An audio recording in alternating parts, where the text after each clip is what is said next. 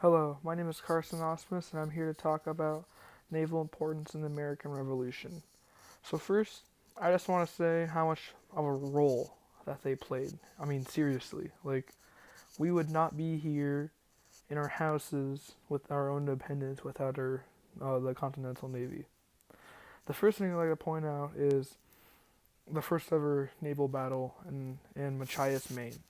So, that was when a little village in Maine caught word of Lexington and Concord, and that whole village kind of got inspired to go out and kind of oppose the British. So something that they did was when a bunch of British came marching in, demanding lumber and other materials to build like barracks and just defenses because they realized that they're gonna have a war on their hands. They wouldn't sell it to them no matter what. So the English were mad at this, obviously. So what they did was they kind of just went back on their ships and kind of had to regroup. But the Patriots were kind of just like, you know what? We're not gonna wait for this. We're gonna make our own Lexington and Concord. So a bunch of ships, kind of just like you wouldn't suspect it if you Google like uh, old timey like paper salesmen or paper pressers.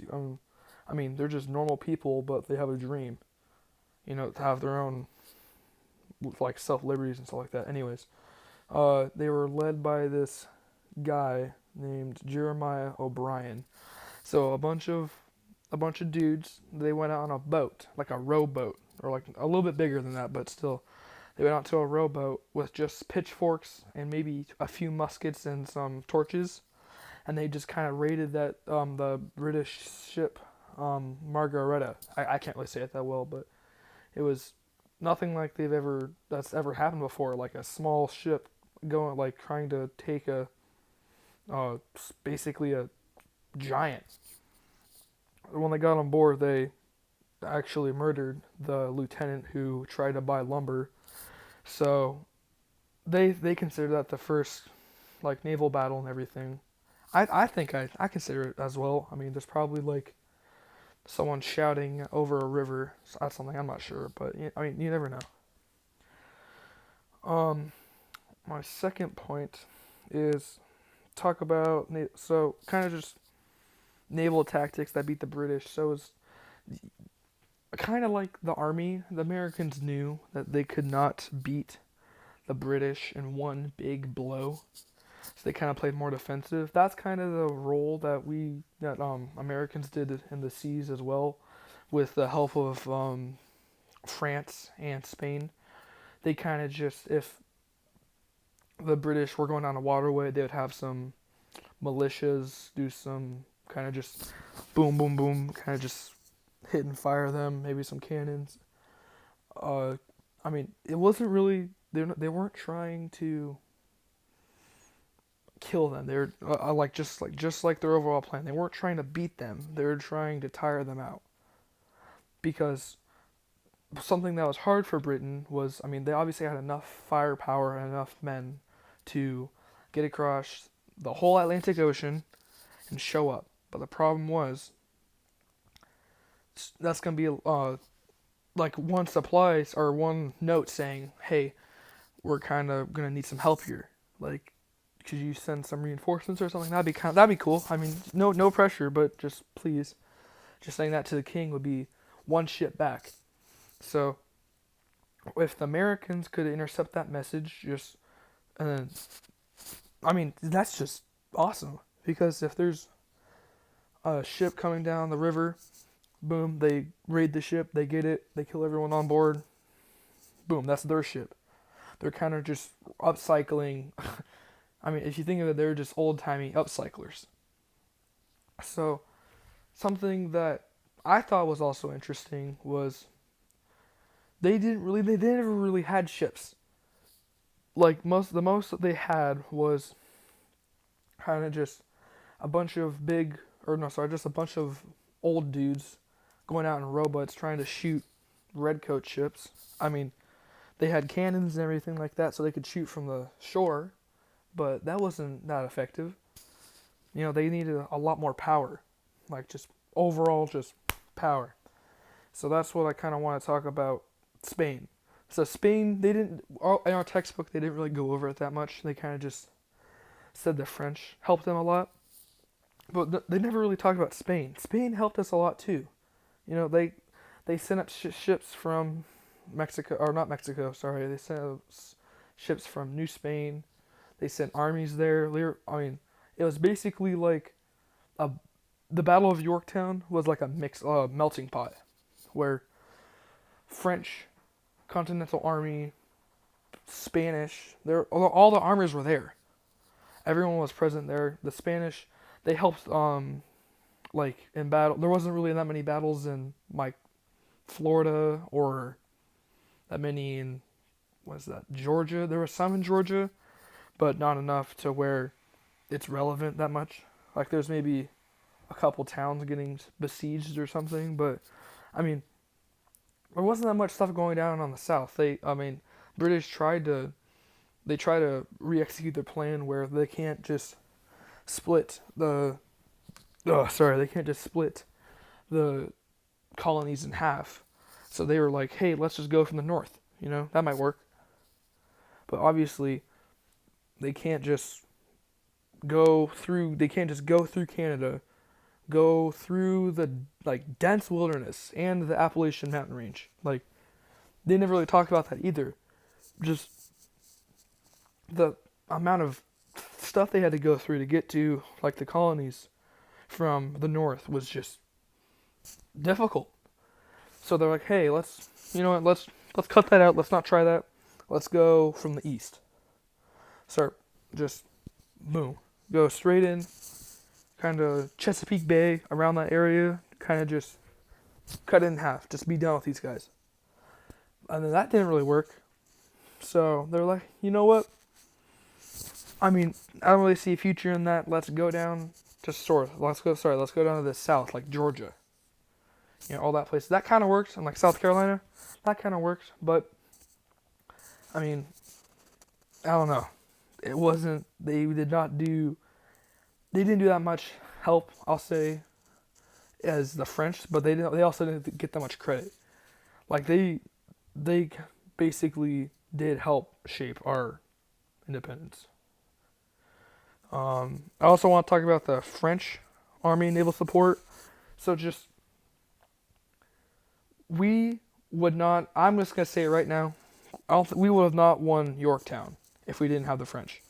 Just French, Spain, Continental armies, just all on one side of the bay. Spain and the Continental armies on the other side of the bay. And the French up north, just basically on that whole bay. The British were screwed. They couldn't get out. They couldn't import or export anything to their general, or just it was just a mess. So if they didn't have huge French warships that were ready to go at any time, that were just British-sized ships, blockading the bay, they could have still just gotten import, export, just kept that going on forever. They could have gotten the general out of there. And I also want to talk about the positioning. So, on the old ships, the cannons were always on the side. They never had a cannon in the front. That's not how it worked. So they had to turn around sideways to hit somebody. So what the French did, what they knew we were smart, they lined up, going northeast. So the bay, the mouth of the bay is looking northeast. So they kind of just blockaded the whole bay. So Britain, they came on the kind of this weird route because they couldn't just go directly over the Atlantic Ocean. They had to go kind of above it so they could make sure they wouldn't get completely stranded at sea. So they once they went around it, they would go down. The main problem with that is you're not facing the way you're going. Or you are facing the way you're going, but your guns aren't. So when you see a bunch of French ships lined up ready to shoot you, and you're kind of just going straight head on them, You try to turn around and hit them, but when you're already trying to hit them, you got just a bunch of cannonballs flying at you.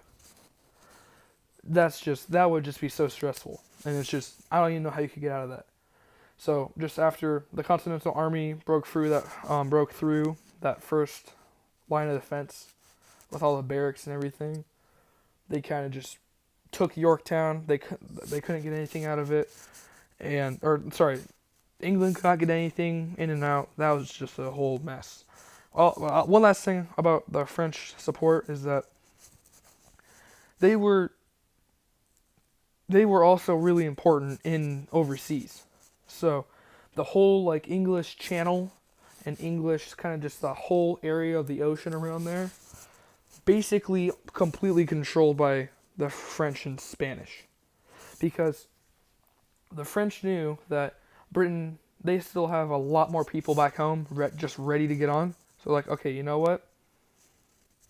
Let's just go up to England and barricade everything. Just make sure that they cannot, or let's just at least mess with them. So England did not want to go fight 2 wars, because England had if they could, because they could, because they had so many people and so much power that they could just easily wipe out the French, wipe out the English, wipe out the Spanish, but not all in the existing battles. But they couldn't afford it, because they're not exactly, after the French and Indian War, they were not exactly bringing in dough as much as they wanted to. That's all I'm going to say. That's why they had all like the Townshend Acts and just the Intolerable Acts, just all that stuff. That still couldn't pay for the massive debt of a 7-year-long war.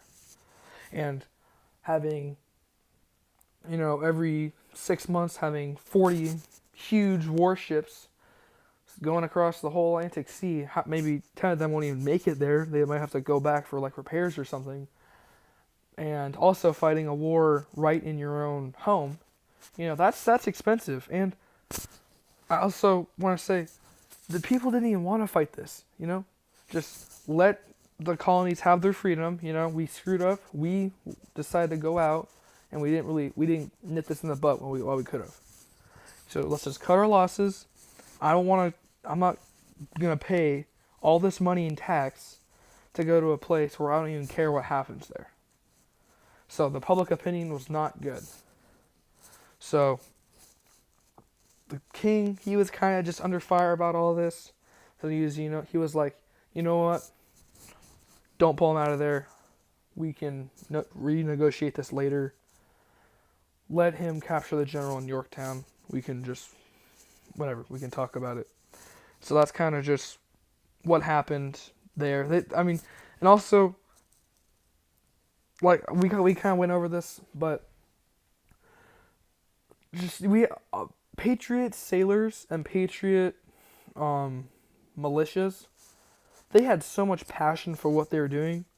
Like, if you ever seen some of those like old-fashioned like kind of just war movies, if you see a bunch of like happy people, or not happy people, like just determined people like shoveling coal and like just turning the ship and everything and just doing all that, and you're determined to beat somebody instead of just being a soldier that gets paid for it and just don't even care what happens, just try not to die, just the thought for independence was so abundant for just, I would say, in the Navy, because Navy is your first line of defense. If that happens, you can't call in your army, you can't call in anything else, because they aren't equipped to handle that. You are supposed to be the strong ones. You're supposed to be kind of just like the guiding light in all of it. I was just thinking that, but other thing. So I also just one last thing about Yorktown was that,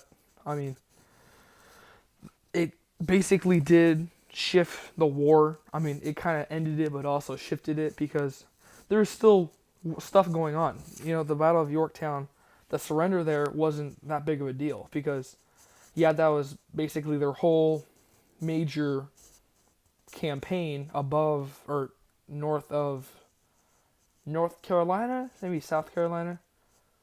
But yeah, there's still some stuff going on down there in the south, but that they didn't realize that that Cornwallis surrendered up there. So they couldn't get word down there until it was maybe a couple more months before they signed the Treaty of Paris. And also I want to talk about kind of just the future, the ships kind of that shaped America in general. I want to talk about, so just a ship called the Dreadnought. You may not have heard of it. Here, I'll see if I can find a picture to describe it. But it is this, in my opinion, it kind of changed the whole dynamic of naval warfare. So it was a battleship launched in 1906 that established the turbine-powered all-big warship. So it's kind of just it's basically just a variation of a ship, but it was steam-powered and it was big, like really big. It was the first thing. If you see a dreadnought coming at you, I'll also, if you're listening to this, I'll Google this. Like, this is just, compared to other ships at the time, this is just immaculate. But this kind of just shit, like, just shaped all of the world, like just naval warfare in general. When the Royal Navy rolled this out in 1906, no one knew what to do because it was a steam-powered, just moving fortress. That's basically all I could say. So, if you are in this little kind of like steam-powered, like little ship that's kind of just got maybe a cannon on it, maybe a machine gun, I mean, you're not going to be that prepared for when you see one of these things. I just wanted to point that out. This thing is ginormous. And also, the ironclad. So the ironclad was first invented in the Civil War, and it kind of just changed the whole game of ships. Because ships went from this thing that, transport people, kind of just get them around, maybe transport some stuff. And then it turned into, hey, we can use this for warfare. Hey, let's put some cannons on this thing and go rustle some jimmies somewhere. So that went to, let's put a bunch of iron underneath the ship so they couldn't, above the ship, so they couldn't, damage the hull. It's like, you know what? That's the dumbest thing I've ever heard. Until they showed an example. Like this thing, I'll also Google this, like the first ever ironclad's really cool. So it's a normal ship, but underneath the water, like the submerged version, is just normal ship. Above it is like super thick, just 2 inches maybe? Yeah, no, more like maybe a couple, at least 4. But just, it was above it, it was wrapped all around it. So it's just, once they made that, the game changed. It went from, once you get hit once, you're done with a cannonball. But if you get hit once, you can keep on going. So that kind of just changed the whole game. Here, I'm gonna Google something real quick.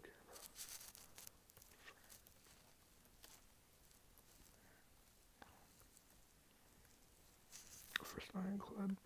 So this was the Manassas. The CSS Manassas. My bad. It was the Union first put it in combat, naval combat. My bad. It was Jews during the Battle of Head of Passes on the Mississippi, and she was then converted from a commercial vessel in New Orleans for river and coastal fighting. So it's kind of just it was the it changed the game of just warfare and everything else in general. Like the first battle between ironclads was the USS Monitor and the CSS Virginia, where it was the Unions, like, they've kind of just been ready to showcase this for a while. Like, they were ready to just end the war. Just go up and down the coast. Just, you know what, just, we want to be done with this. So, I'm just amazed by this. I'm sorry. Just how cool this was and how little details, just all of it was just very fascinating to me. But I do want to talk about the future of warships real quick. So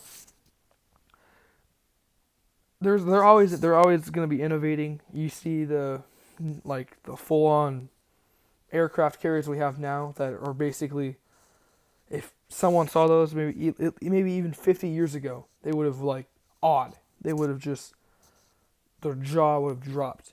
Imagine someone at least 100 years ago. They wouldn't even believe you. But that's what I love about naval warfare. You never know. I know you can say this about anything, even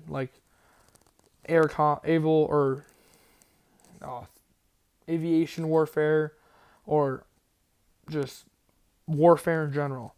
There's always going to be something brand new, which there is, because people kind of just, they're not really that big of a deal anymore, because there's basically the Air Force and the armies are kind of major deal right now. But I'm going to tell you, the Navy's coming back up. You know, and we had a rise in the 1800s. We had a rise in the 1900s. Planes will always be, they'll always be cooler and everything. But you cannot forget about what shaped America. Just a couple of guys. Probably, I even read somewhere that they were drunk. Just a bunch of drunk guys from Maine, little pissed. They're just going, boom, take a whole British vessel, never done before. Just get all that, you know. Once people heard of that, they realized that independence was actually possible. And Battle of Yorktown, you know, we learned that we had allies. The French, they've always been our allies. The Canadians, they've always been our allies. Spanish, they've 50-50, you know, I'll give them that. British, after that, you know, 1812, whatever, we're good. But we're cool with them. So you never know what might happen. I mean, we could invent something that has, I don't know, super deep naval warfare. We could have Mariana Trench warfare, just battle for that stuff. I don't know. Sky's the limit, you know? The sky's the limit for planes, but we don't know how far you can go underwater. All right. That was a long 25 minutes, but I just want to thank you for listening to this. Definitely go check out a U.S. Naval Institute weblog titled "American Independence and the Naval Factor," written by Sam Willis. Got basically most of my sources from this. This is just so dependable. Also, some more books are Nathan Hale's Hazardous Tales. I learned a lot of stuff from those. You can get those at the library. Even just talk to me as well too. You know, I've always been a fan of it. I'm kind of just grew up in a naval family. You know, my dad, Navy, uncle, Navy, grandpa, Navy, other grandpa Navy, other grandma Navy, you know. It's just, I kind of grew up with this. I kind of grew up just loving all of this. And I also would like to say thank you to, who was it? I'll also say thank you to kind of just Nathan Hale in general, because without him, we wouldn't people wouldn't know that much about uh people wouldn't know that much about, you know, how important warfare was, you know, and how deeply deeply thankful people are for him like telling us about this, because I wouldn't know half this stuff if I didn't have Nathan Hill or I didn't have Sam Willis, you know. So just you always like appreciate the story, but you never appreciate the storyteller. I just wanted to thank them real quick. All right, well, thank you for listening. Till then, see you later.